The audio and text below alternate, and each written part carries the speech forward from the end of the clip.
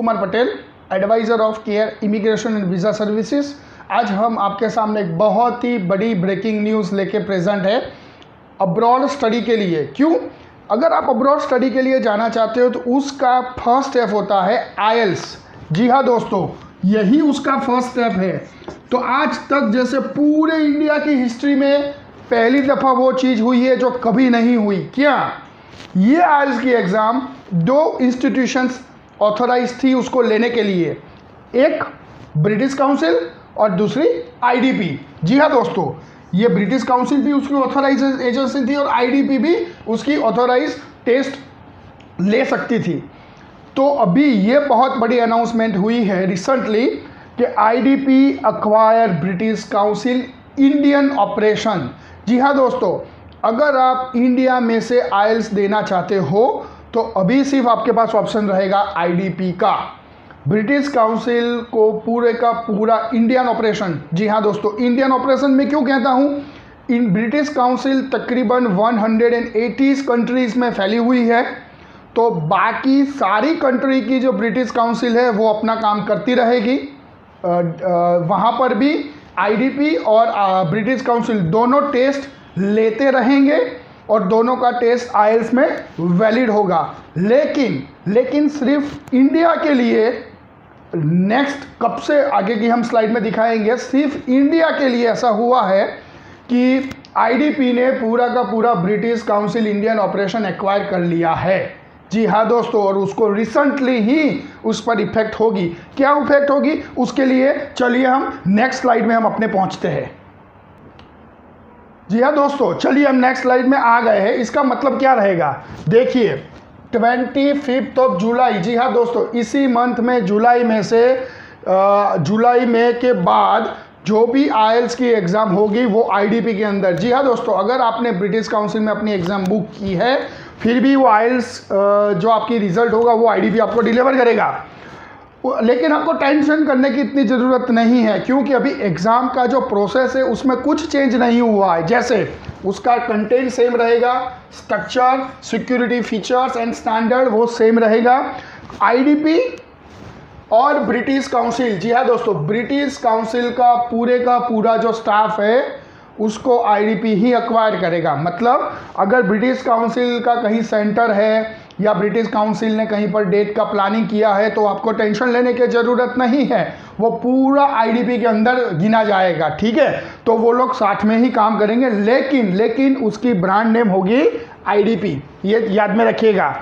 IELTS will continue to be available in all cities. जी हाँ दोस्तों, ये ऑल सिटीज़ में मतलब पहले होता था आईडीपी के सेंटर अलग होते थे, ब्रिटिश काउंसिल के सेंटर अलग होते थे। ठीक है, तो अभी सारे सेंटर अवेलेबल होंगे एक ही सिटीज़ में। मतलब आपको चॉइस, पहले क्या करना पड़ता था, कोई स्टूडेंट्स को अगर आईडीपी में डेट लेनी है तो उसको आईडीपी का लॉगिन करके उसके सेंटर में से डेट लेनी होती थी, या फिर किसी को ब्रिटिश काउंसिल की डेट लेनी हो तो उसको ब्रिटिश काउंसिल के लॉगिन करके उसके सेंटर में डेट लेनी होती थी। तो कभी कभी ऐसा होता है अहमदाबाद में ब्रिटिश काउंसिल का फुल हो जाता था सेंटर, आईडीपी में डेट अवेलेबल होती थी। तो शायद सूरत में ऐसा होता था, आईडीपी का सेंटर फुल हो जाता था और ब्रिटिश काउंसिल में अवेलेबल होती थी। ठीक है, तो लेकिन यहाँ पे ये सॉल्यूशन हो जाएगा, आपको एक ही लॉगिन के अंदर पूरा सेंटर का लोकेशंस मिल जाएगा।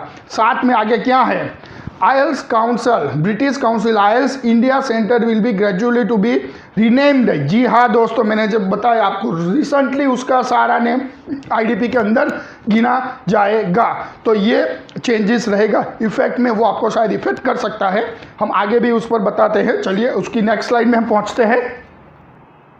जी हाँ दोस्तों, पेपर बेस, ये सबसे ज़्यादा लोग इसमें एग्ज़ाम बुक करते हैं पूरे इंडिया में से। पेपर बेस टेस्ट अगर ब्रिटिश काउंसिल आईएलटीएस में है 10 जुलाई तक आप दे सकेंगे। उसके बाद क्या इफेक्ट होगा उससे आपको मालूम पड़ेगा। अगर आपकी डेट 10 जुलाई या उससे पहले है ब्रिटिश काउंसिल में तो वो ब्रिटिश काउंसिल ही उसको पूरा कंट्रोल, डिलीवर, रिजल्ट्स वगैरह देगी। उसके बाद क्या इफेक्ट होता वो ज़रा इस स्लाइड में आपको दिखाएंगे। अगर कंप्यूटर, जी हाँ दोस्तों, दो तरीके से एग्ज़ाम्स ब्रिटिश काउंसिल लेती है जिसकी फेमस है ज़्यादा, एक तो पेपर बेस, जहाँ पर आप सेंटर में जाके पेन और पेपर से अपनी एग्ज़ाम ख़त्म करते हो। दूसरी कंप्यूटर बेस्ड, ठीक है, कंप्यूटर बेस्ड एग्ज़ाम 24 जुलाई तक अगर आपने बुक की है तो वो ब्रिटिश काउंसिल वही वेन्यू, वही लोकेशंस, वही चीज़ आप पर इफ़ेक्ट होगी। पेन एंड पेपर के लिए 10 जुलाई और कंप्यूटर के लिए 25 जुलाई। अगर उसके बाद कहीं आपने डेट बुक की है ब्रिटिश काउंसिल में अभी, तो क्या इफेक्ट होगा वो आप देख लीजिए ज़रा, कि आफ्टर जो भी डेट्स होगी वो ट्रांसफ़र की जाएगी आईडीपी के पोर्टल पे। जी हाँ दोस्तों, वो पूरी डेट आईडीपी के पोर्टल पे ट्रांसफ़र की जाएगी। आपको आईडीपी में से नया लॉगिन आईडी और पासवर्ड दिया जाएगा। जी हाँ, नया लॉगिन आईडी और पासवर्ड, यानी ऐसा समझिए ब्रिटिश काउंसिल में आपने डेट बुक की है अगस्त की, जी हाँ समझिएगा अगस्त की, तो वो कैंसिल नहीं हो जाएगी, समझ गए आप। वो रीशेड्यूल भी आपको करने की ज़रूरत नहीं है। लेकिन हाँ, ये समझिए आपको न्यू आईडीपी का आईडी और पासवर्ड मिला है कि नहीं, ये आप अपने एजेंट को पूछिए, ये अपने सेंटर में आप तपास कीजिए, या फिर आईडीपी की टीम को आप उसका अपना ब्रिटिश काउंसिल का डॉक्यूमेंट दिखाइए, तो वो लोग आपको आईडी और पासवर्ड देंगे। क्योंकि इसके अलावा आपका रिजल्ट नहीं आएगा अगर आपकी एग्ज़ाम्स ब्रिटिश काउंसिल में बुक है और ये तारीख के बाद आप देने वाले हो तो। अच्छा, उसके बाद आता है pen and paper based test, जो 11 जुलाई, जैसे यहाँ पर 10 जुलाई मैंने बताया, उसके बाद हो गया 11 जुलाई, और CDIELTS का डेट हो गया 25 जुलाई, यानी 24 जुलाई मैंने बताई। उसके बाद भी अगर आप देते हो, उसमें आपने बुक कर दी है, तो उसका रिजल्ट आपको आईडीपी के पोर्टल पे ही मिलेगा। जी हाँ, तो ये उसका पर्पस है, आप समझ चुके होंगे। मैंने पूरा डिटेल में आपको समझाया कि कौन सी तारीख रहेगी, उसके बाद का रिजल्ट में आपको नया लॉगिन लेना होगा आईडीपी में से, और रिजल्ट भी आपको आईडीपी के पोर्टल में मिलेगा। चलिए दोस्तों, फटाफट हम नेक्स्ट स्लाइड में पहुंचते हैं। जी हाँ दोस्तों, नेक्स्ट स्लाइड में आ गए। अभी मान लीजिए आपने 10 जुलाई को या फिर 24 जुलाई को आपने ब्रिटिश काउंसिल में IELTS दे दिया, फिर आपको कोई क्वेरी है, आप रिज़ल्ट आप उससे सेटिस्फाई नहीं हो, तो आप उस पर रीचेकिंग करना चाहते हो, तो क्या करेंगे?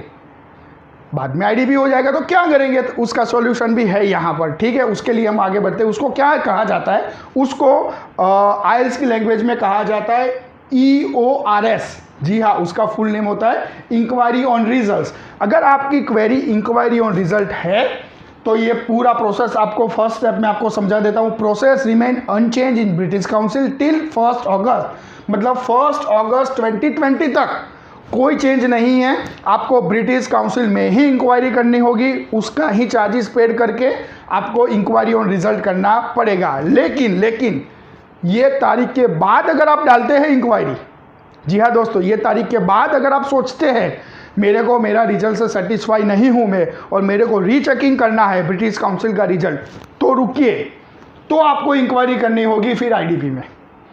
तो मतलब ये समझाना चाहता हूँ, अगर आप जुलाई में डेट देने वाले हो, उसका रिजल्ट आ जाता है, आप सेटिस्फाई नहीं हो, तुरंत उस पर एक्शन लीजिएगा, वरना आपको फिर आईडीपी में जाना पड़ेगा और वहाँ पर उसकी जो भी प्रोसेस है वो फॉलो करनी होगी, ठीक है। फिर कई स्टूडेंट्स का भी क्वेश्चन होता है TRF, भी मेरा लास्ट मोमेंट में TRF नहीं आया, या मेरा TRF अच्छी तरह प्रिंट होके नहीं आया, मेरा TRF में गलत नाम हो गया है, या मेरे TRF में डेट ऑफ बर्थ गलत हो गई, यानी कुछ भी अगर TRF रिगार्डिंग आपका चेंजेस है तो क्या रहेगा वो देखिएगा। अगर TRF process remain unchanged in British Council till, वो भी डेडलाइन आप देखिएगा 1 अगस्त ही है। उसके बाद अगर आपको TRF की क्वेश्चन खड़ा करते हो आप, या आपको उसमें कुछ क्वेरी है, तो आपको कांटेक्ट करना पड़ेगा आईडीपी की टीम को। जी हाँ, आईडीपी की टीम को आपको कांटेक्ट करना पड़ेगा। तो अगर आप समझते हो कि ये सब चीज़ में होने से लेके मैं ब्रिटिश काउंसिल में डेट नहीं देना चाहता, या फिर और क्या ऑप्शन है, तो नहीं है ऑप्शन। क्यों? देखिए last, what if my test taker do not want to be transfer to IDP, यानी आपने 10 जुलाई और 24 जुलाई के बाद आप बोलते हो नहीं, मेरे को ब्रिटिश काउंसिल को ही मैंने पैसा दिया है, मेरे को वहीं से ही एग्ज़ाम देनी है, मेरे को आईडीपी में ट्रांसफ़र नहीं करना है, आपके पास चॉइस नहीं है। जी हाँ, आपको कंपलसरी अपना पोर्टल ट्रांसफ़र करना होगा आईडीपी में। अगर नहीं करेंगे तो ब्रिटिश काउंसिल आपको पूरा पैसा वापस दे देगी। जी हाँ, आपको पैसा वापस दे देगी और आपकी टेस्ट नहीं लेंगे वो लोग। ठीक है, तो ये भी ध्यान में रखिएगा, क्योंकि आपके पास क्या चॉइस है इससे आपको मालूम पड़ेगा। जैसा इस स्लाइड में मैंने फिर से बताया, अगर आपको रिजल्ट की इंक्वायरी है तो क्या करना है, उसकी डेडलाइन बताई। टीआरएफ की इंक्वायरी है तो डेडलाइन मैंने बताई। अगर आप बोलते हो नहीं ब्रिटिश काउंसिल में मैंने अगस्त में बुक किए, मेरे को नहीं ट्रांसफ़र करना, तो कुछ नहीं हो सकता, आपको पैसा रिफंड मिलेगा। चलिए नेक्स्ट स्लाइड में पहुँचते हैं तुरंत। जी हाँ दोस्तों, अभी भी आपको कुछ क्वेरी रह गई है तो चिंता मत कीजिएगा। Care immigration and visa services associated with matrix immigrations, आप हमारी अहमदाबाद हेड ऑफिस है, हमारी अहमदाबाद ब्रांच, ये डायरेक्ट हमारा कोचिंग सेंटर का नंबर है। आप डायरेक्ट कोचिंग सेंटर में फ़ोन करके अपना जो भी क्वेरी है वो बता के, वहाँ पे टीम होगी वो आपकी ज़रूर मदद करेगी, एक्सपर्ट टीम होती है। या फिर आप हमारी महसाना ब्रांच पे, ये उसका कोचिंग का डायरेक्ट नंबर है, वहाँ पे फ़ोन करके आप अपनी क्वेरी कर सकते हो। या फिर आप कलोल, अगर आप मैंने बताया आप कैपिटल ऑफ गांधीनगर में हो गुजरात के, या फिर नॉर्थ साइड हिम्मतनगर साइड पे हो, तो कलोल में भी फ़ोन करके आप अपना पूरा क्वेरी सॉल्व कर सकते हो। ऐसे ही अपडेट देने के लिए प्लीज़ सब्सक्राइब दिस चैनल, उसको लाइक कीजिए, सब्सक्राइब कीजिए, बेल आइकन को प्रेस करना मत भूलिएगा, और जी हाँ, लाइक करना मत भूलिएगा, क्योंकि ऐसे ही हमको इंस्पिरेशन मिलता रहेगा। Thank you.